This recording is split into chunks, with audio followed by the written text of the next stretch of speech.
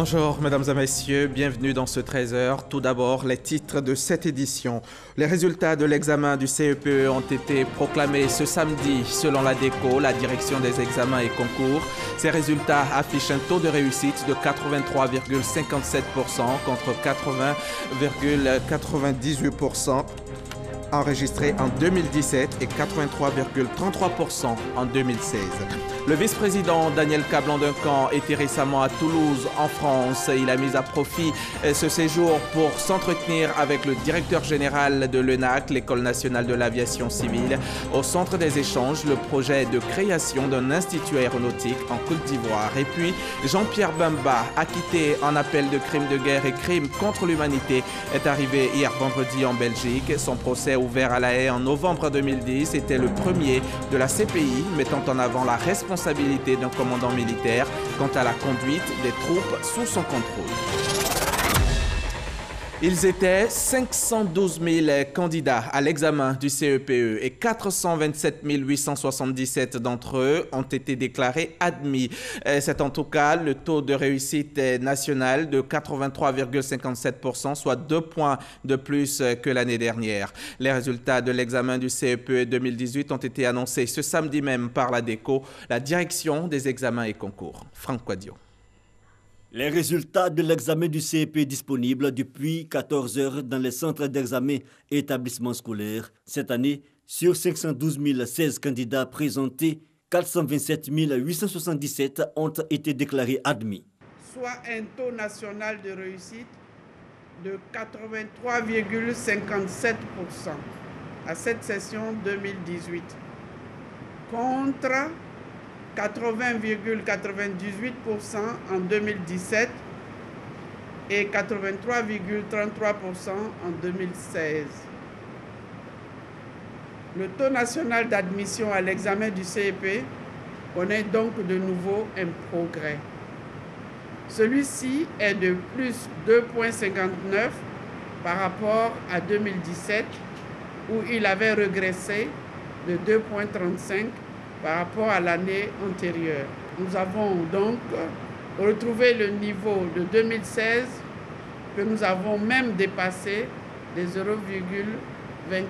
points. Un gain de points qui, selon la direction des examens et concours, s'explique. Non seulement par la paix, la tranquillité et la stabilité que l'école ivoirienne a connue durant l'année scolaire 2017-2018,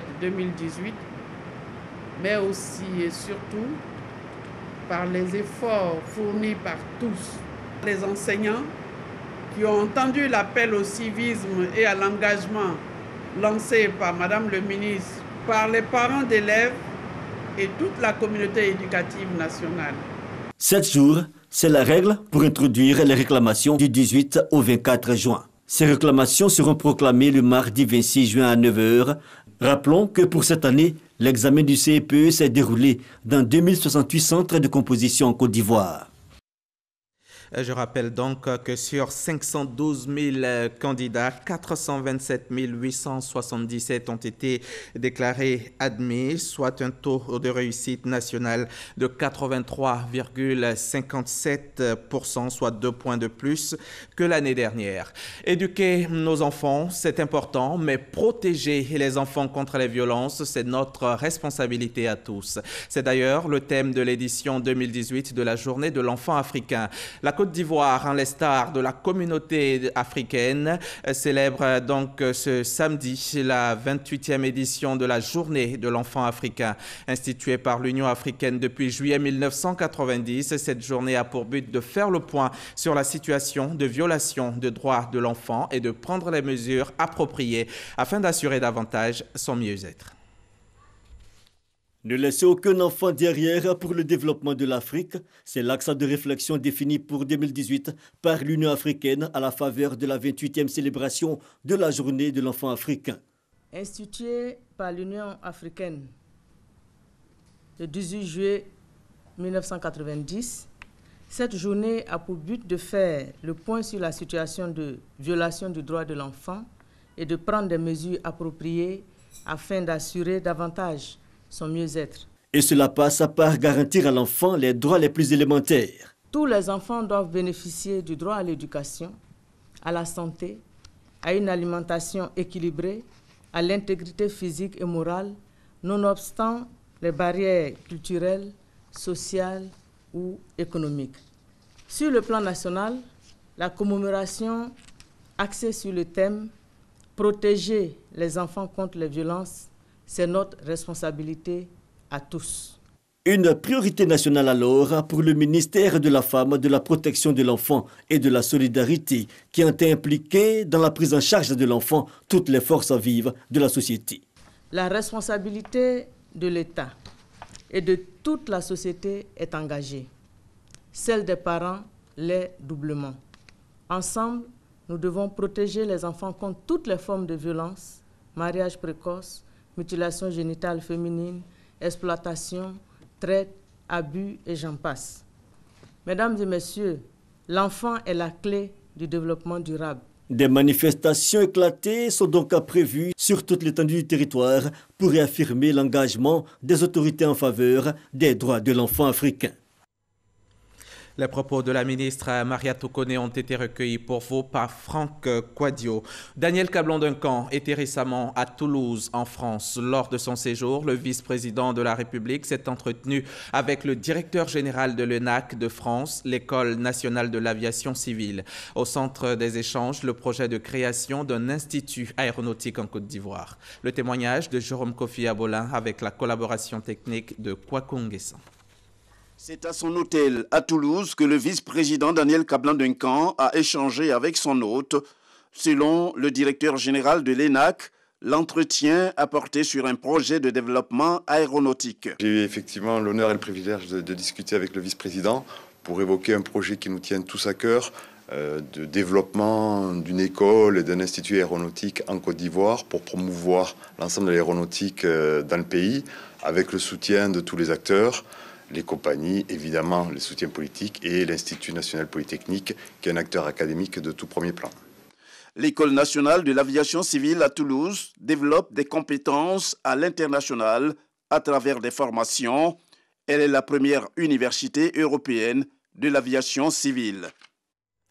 Airbus et le gouvernement de Côte d'Ivoire ont paraphé hier vendredi un protocole d'accord portant sur l'établissement d'un accord cadre de collaboration visant à soutenir le développement de l'industrie aéronautique et spatiale en Côte d'Ivoire. C'était également à Toulouse, en France. Le protocole d'accord a été signé par Amadou Kone, le ministre ivoirien des Transports, et Michael Ouari, le président de Airbus Afrique, Moyen-Orient, en présence de Daniel Cablon-Duncan. On retrouve Jérôme Kofi Abolin, notre envoyé spécial à Toulouse.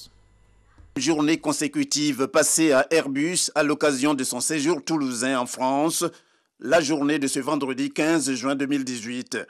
Une étape importante pour le vice-président Daniel Cablon-Duncan et la délégation qui l'accompagne au cours de cette visite à Toulouse. La signature d'un protocole d'accord entre la République de Côte d'Ivoire et Airbus en est l'un des temps forts. Pour Airbus, c'est un grand plaisir de signer cet accord aujourd'hui, qui crée les conditions de développement d'un écosystème où Airbus vient apporter son savoir-faire pour le développement de la Côte d'Ivoire dans un certain nombre de domaines.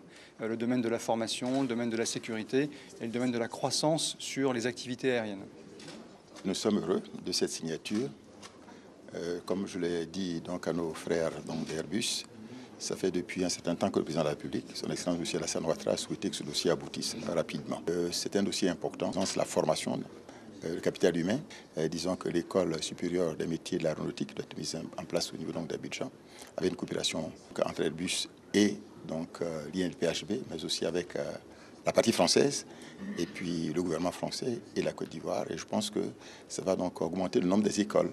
C'est important, former des pilotes d'avions, d'hélicoptères et des maintenanciers. Après la cérémonie de signature, une présentation générale de Airbus est faite à la délégation ivoirienne, conformément au partenariat avec Air Côte d'Ivoire, vu comme leader en Afrique de l'Ouest. Étape également marquée par une visite guidée. C'est l'occasion pour la délégation ivoirienne, conduite par le vice-président Daniel Cablon-Duncan, de découvrir l'usine de fabrication des avions de Airbus. Une usine découverte dans plusieurs de ses compartiments.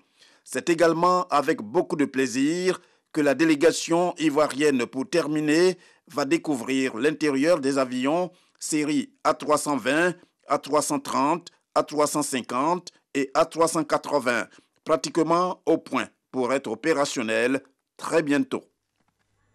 Restons toujours à Toulouse, mais allons-y maintenant à la découverte de l'usine d'assemblage de l'Airbus A320. Notre guide s'appelle Francis Boiffon.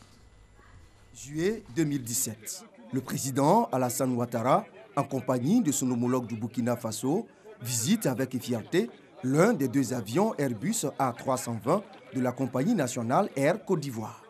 Ces avions de dernière génération ont été fabriqués à Toulouse, en France. C'est la ville de l'aviation par excellence en Europe, puisqu'elle abrite le siège d'Airbus, leader dans la fabrication des avions commerciaux. Aujourd'hui, Airbus fabrique pas loin de 60 avions par mois, des A320, des A330, A350, A380. Plus de 7000 commandes à ce jour, représentant 10 ans de production pour un chiffre d'affaires moyen de 29 500 milliards de francs CFA. À Toulouse, notre équipe de reportage a pu visiter l'usine d'assemblage de l'A320. Des dizaines d'avions sortent de cette usine par an et les délais de livraison sont respectés selon les responsables du groupe. L'organisation industrielle reste la force d'Airbus. Nous sommes partis du constat que dans ces 4 pays, il y avait de vrais savoir-faire, il y avait des compétences. En Angleterre, il y avait des usines qui fabriquaient déjà des avions. Il y avait en Allemagne des compétences dans le secteur métallurgique. En France aussi, nous avions développé le Concorde, la Caravelle, et en Espagne également, une aviation efficace. Donc nous avons décidé non pas de tout recommencer, mais de s'appuyer sur ces savoir-faire dans ces pays et de spécialiser les usines qui existaient. Donc chaque usine aujourd'hui qui est impliquée dans le système Airbus, il y en a 11 en Europe, est spécialisée dans un morceau, une partie de l'avion. Et ensuite, ces parties sont collectées, assemblées sur les chaînes d'assemblage final à Toulouse, à Hambourg, en Chine depuis 10 ans, à Tianjin, et aux États-Unis depuis 2 ans, à Mobile, en Alabama. Avec 11 sites de production, 4 sites d'assemblage et 5 centres de formation dans plusieurs pays à travers le monde, le groupe Airbus veut créer une aviation plus efficiente. Beaucoup d'entreprises qui aujourd'hui travaillent pour Airbus, elles ont su s'allier, faire des alliances, rajouter leurs compétences, additionner leur savoir-faire. Elles ne sont pas restées toutes seules, elles ne sont pas restées isolées. Elles ont su grandir par des croissances externes en s'associant à d'autres partenaires, en s'adossant à d'autres entreprises du même secteur pour construire une véritable logique de filière industrielle. C'est ce qui fait le succès aujourd'hui d'Airbus en Europe. Voilà qui invite à la promotion du partenariat d'affaires dans les différents secteurs d'activité. En tout cas, le modèle d'Airbus lui réussit. À présent, redescendons sur terre et c'est au carrefour Abata de la Riviera Palmeraie que nous atterrissons. Un carrefour qui mène à la cité Sire. En cette saison de pluie, les habitants de ce quartier vivent des moments difficiles. La voie est impraticable. Si pour les automobilistes, c'est un calvaire, pour ceux qui n'ont pas de véhicule, c'est tout aussi un parcours du combattant. Il faut chaque fois pour eux subir les humeurs des transporteurs qui bien souvent refusent de les y amener. On retrouve Franck Quadio. Route Carrefour Abata, cité Sire, un parcours distant d'environ 3 km. Mais pour emprunter ces 3 km, que de difficultés au quotidien pour les riverains. À chaque saison pluvieuse, la voie devient totalement impraticable. Quand il pleut, on préfère rester à la maison parce que ça ne sert à rien de sortir et de retrouver sa voiture en épave. Donc on préfère rester à la maison jusqu'à ce que un peu de soleil sorte et puis on sort.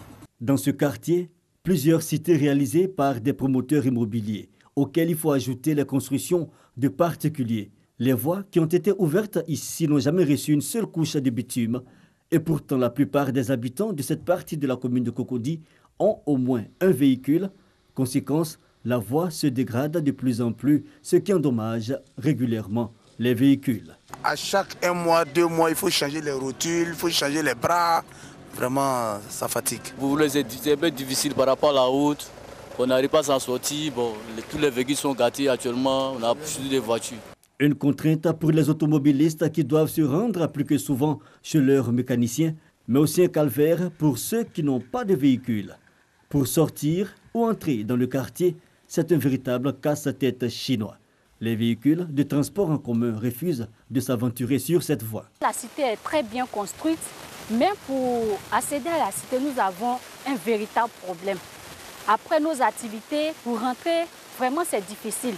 Les chauffeurs de taxi même refusent de venir à la cité. Ce matin même, je vais aller au nouveau goudron, mais affaire de véhicule même, c'est pas possible. Mais ça fait un bon moment que je suis arrêtée là. Je ne gagne pas Baka. Et nous sommes obligés de marcher. Ouais, ce matin, je suis allé à l'église avec ma femme. On est obligés de marcher. Nous vivons un véritable calvaire. Ça nous dérange beaucoup. Parce qu'à cause de l'état de la route, on refuse même de venir chercher des passagers ici. Un peu plus loin, on n'est pas sorti de l'auberge. Ici, à la rivière à Touban, quartier Zinsou, il y a ce trou qui menace automobilistes et habitations. Les dernières pluies ont fortement contribué à dégrader la chaussée. Le vœu de tous les habitants dans ces différents quartiers est de voir leurs routes inscrites dans le programme de réhabilitation des voiries des différentes communes présentement en cours dans le district d'Abidjan. Et ce drame, pas du tout du fait de la pluie, mais certainement à la négligence de l'homme. Drame survenu mercredi dernier à Yamoussoukro. Au quartier millionnaire, un immeuble de 4 étages s'est effondré et en s'effondrant, il a englouti la trentaine d'ouvriers qui y travaillaient. Le bilan provisoire est désormais de 6 morts et une vingtaine de blessés. 2 membres du gouvernement se sont rendus hier sur les lieux du drame, accompagnés des autorités locales. Kader Sogodogo. 2 jours que des ouvriers sont encore prisonniers sous les gravats de l'immeuble qui s'est effondré à Yamoussoukro. Le gouvernement, préoccupé par ce drame, a dépêché 2 émissaires sur les lieux. Le ministre de la Construction, du Logement, de l'Assainissement et de l'Urbanisme et le ministre du Commerce, de l'Artisanat et de la Promotion des PME. Un constat est vite fait. D'abord, c'est un sentiment de tristesse parce que nous sommes en train de chercher encore des corps. Donc là, on vient d'en trouver un. Donc il y a des disparus encore sur le site, il y a des blessés. Les blessés pour beaucoup ont pu gagner le domicile. Il y a un blessé qu'on va aller voir tout à l'heure à l'hôpital qui va subir une opération. Et on va faire le point et repartir vers le gouvernement pour présenter la conclusion de notre mission sur le terrain. Il faut aller doucement, il faut chercher on ne sait pas dans quelle position sont les personnes, est-ce qu'elles sont vivantes. Donc on veut bouger le moins possible les grands blocs, accéder aux personnes, faire des recherches pour pouvoir les sortir, si possible vivantes. Le gouvernement demeure aux côtés des familles des victimes. Je pense que compte tenu de la gravité de l'événement, le gouvernement, nous a demandé aujourd'hui même de tout à fait cessante de venir avec monsieur le ministre de la Construction pour venir voir la situation sur le terrain avec bien sûr toutes les autorités administratives locales et également apporter le mot de compassion du gouvernement à toutes les victimes. Il est rassuré que le gouvernement sera à leur côté pendant cette période de deuil. Et également les rassurer que le gouvernement mettra tout en œuvre, en tout cas, pour pouvoir retrouver les survivants ou bien retrouver éventuellement les corps si c'est le cas. Donc c'est un appel que nous lançons à toutes les populations, de pouvoir en tout cas s'unir en prière pour cet événement qui vient d'avoir lieu à Yamoussoukro. Le nombre de morts est passé à 6. Difficile de dire combien de personnes sont encore sous les gravats. Des corps sont retirés chaque jour.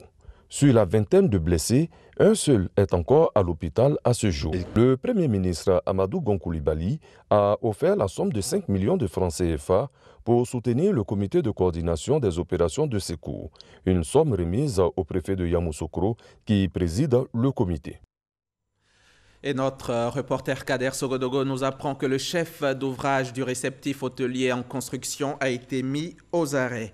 Ici à Abidjan, les populations d'Adjamé ont décidé de soutenir les forces de sécurité et de défense de leur commune. Au nom de la fondation Agir pour Adjamé et pour faciliter le travail quotidien des hommes en armes, les habitants d'Adjamé leur ont fait don de matériel bureautique et de bons de carburant d'une valeur de 2 millions de francs CFA. Le compte rendu d'Abou Sanogo. Gymnase du groupement de sapeurs-pompiers militaires de l'Indénié dans la commune d'Adjamé.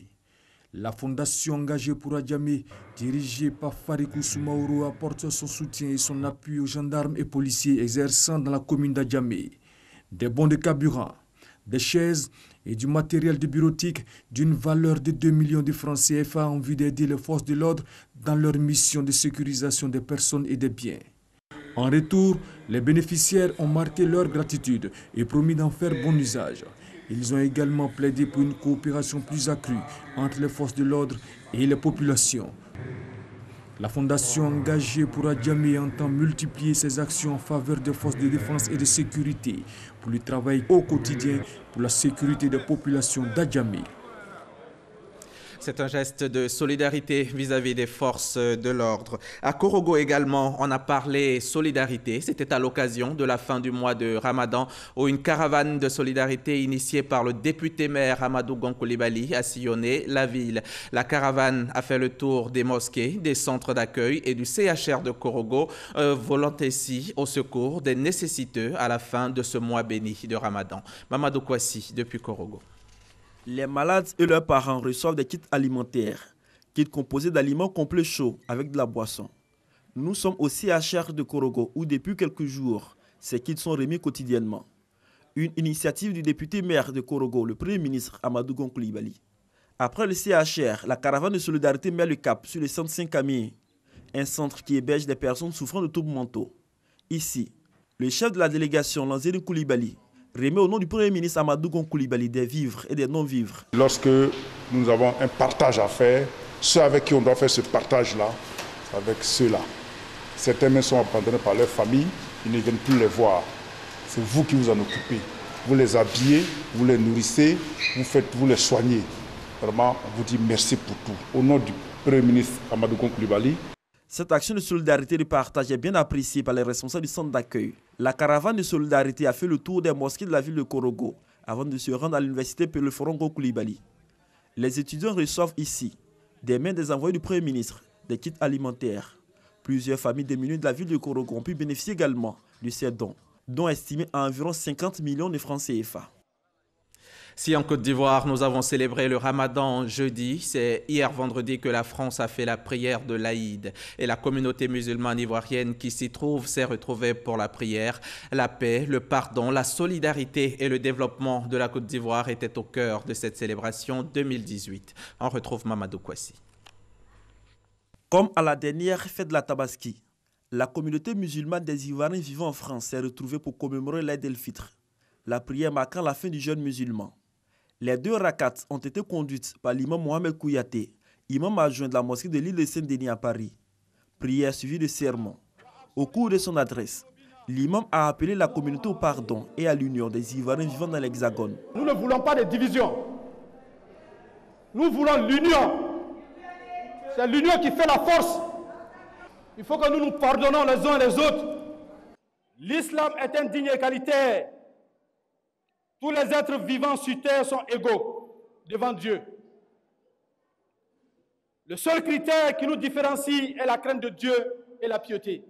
El Hadj Mohamed Kouyaté a également exhorté les fidèles musulmans à la crainte perpétuelle d'Allah dans toutes les actions. Message bien perçu par l'ensemble des fidèles musulmans, tous issus des différentes associations des Ivoiriens vivant en France. À côté de la communauté musulmane se trouvaient d'autres Ivoiriens, issus de confessions religieuses différentes. Ensemble, ils ont prié pour la paix et surtout pour la stabilité économique et politique de la nation ivoirienne. Que cela aille désormais au-delà des musulmans, parce que nous sommes tous Ivoiriens. Et je crois que ce genre d'occasion doit donner lieu à des rencontres fraternelles. Les Ivoiriens restent unis, quelle que soit par ailleurs leur appartenance religieuse. Que tous les Ivoiriens sont des frères, c'est d'ailleurs le grand message de l'islam. La prochaine prière sera organisée par le Conseil national islamique CENI France, a annoncé l'imam Mohamed Kouyaté. La fête du Ramadan, c'est aussi le partage, la convivialité. Après la prière de l'Aïd, l'on se retrouve en famille autour de repas. Des actes de générosité sont également posés envers les nécessiteux, comme les recommande la religion. Ongana Konaté est notre correspondant à Daloa, ici en Côte d'Ivoire. Son constat.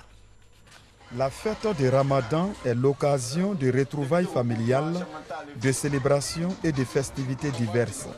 Une fois la prière matinale accomplie, l'idée qui prime est celle de la communion avec les autres.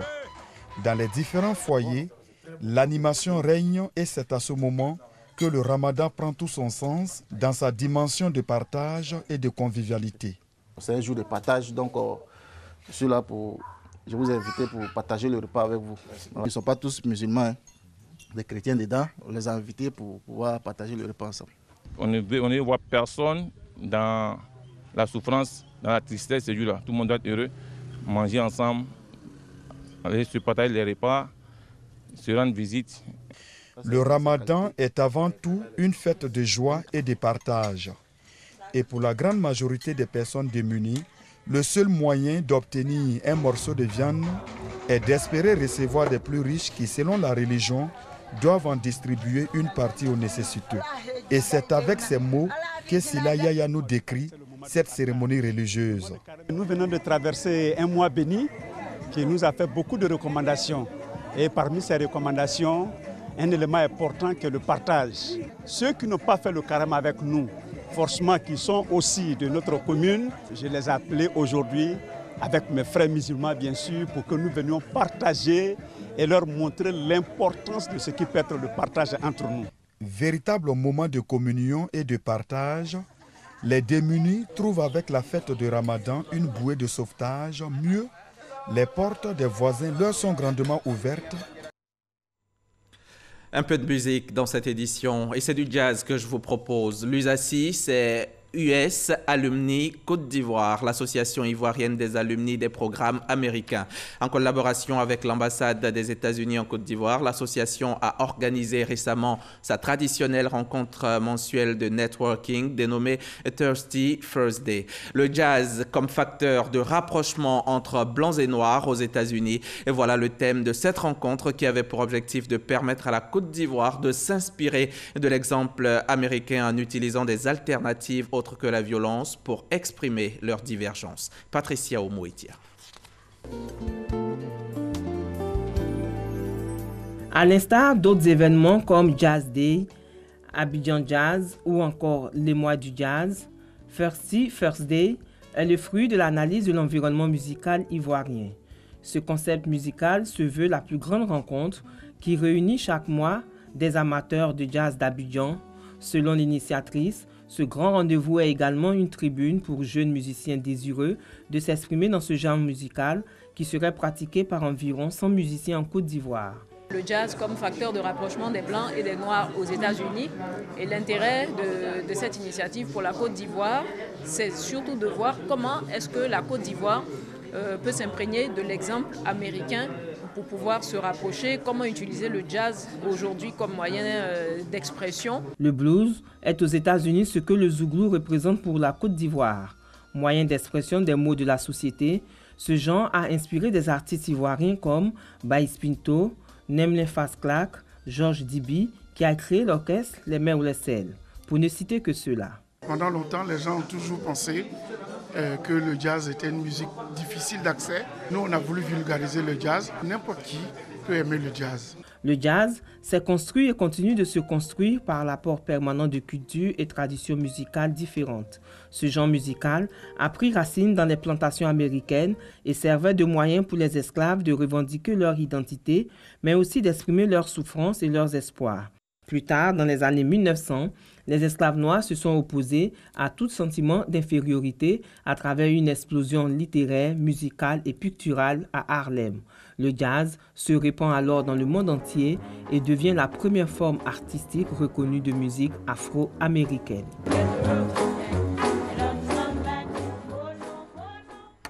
Nous allons refermer ce journal avec l'actualité internationale. Au Zimbabwe, la liste des candidatures pour la présidentielle du 30 juillet prochain a été validée par la commission électorale et ils seront donc 23 candidats sur la ligne de départ pour ce scrutin historique, le premier sans l'ex-président Robert Mugabe. Plus de 5,6 millions d'inscrits sur les listes électorales et selon les observateurs internationaux qui suivront le scrutin, le climat préélectoral s'est nettement amélioré. L'ancien vice-président congolais Jean-Pierre Bemba, récemment acquitté, est arrivé en Belgique ce vendredi 15 juin. C'est ce qu'a indiqué la Cour pénale internationale. C'est à Rhodes-Saint-Genèse, une petite commune plutôt huppée de la région flamande de Belgique, que le président du MLC a décidé de résider dans une maison qu'il avait achetée dans les années 90. Jean-Pierre Bemba a certes été acquitté des charges portées contre lui pour des crimes en République centrafricaine. En revanche, il a été condamné pour atteinte à l'administration de la justice, pour subornation de témoins et falsification de preuves. C'est la fin de ce journal. Merci de nous avoir suivis. Je serai encore ici même demain à 13h. Et n'oubliez pas, le mondial se poursuit sur nos antennes.